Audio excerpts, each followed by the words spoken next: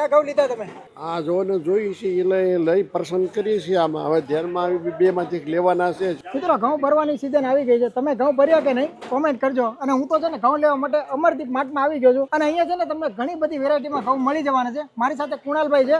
કઈ કઈ બીજી વેરાયટી છે ને બધી કુણાલભાઈ આપણને જણાવવાના છે. અમરદીપમાં તમને મિત્રો 496 ટુકડી છે, સૌરાષ્ટ્રની ટુકડી છે, રંગોળા છે, રાજકોટ છે, ગોંડલ છે ટુકડી મળશે, MP શિહોરી ટુકડી પણ મળશે, રજવાડી બંસી પણ મળશે, જુનાગઢ પછી બિલખા, તમને અલગ અલગ જગ્યાને સારી ક્વોલિટીના ઘઉં મળશે. ભાલના તમને ભાલિયા છાસિયા જે કહેવાય છે એ પણ ક્વોલિટી તમને સારી અહીંયા મળી રહેશે. 12 મહિના તમારે ઘઉં ભરવા છે, લઈ જાઓ, વાપરો. રૂબરૂ તમે જાતે જ આવીને ખરીદી કરો તો તમને વધુ આનંદ આવશે. અને લઈ જાઓ અને ખાઓ. રોટલી તમને 12 મહિને પણ પસંદ ન આવે તો દિવેલ દીધેલા પણ ઘઉં પાછા લેવામાં આવશે. એવી ખાતરી સાથે અહીંયા અમરદીપમાં ઘઉં ખરીદો. આ સિવાય મારે કોઈ બીજી વસ્તુ જોતી હોય, તુવેર દાળ છે કે જુવાર છે કે તો કઈ રીતે? તમને અહીંયા દાદર ગોટી, નિઝર ગોટી, જુવારની પણ વેરાયટી મળી રહેશે.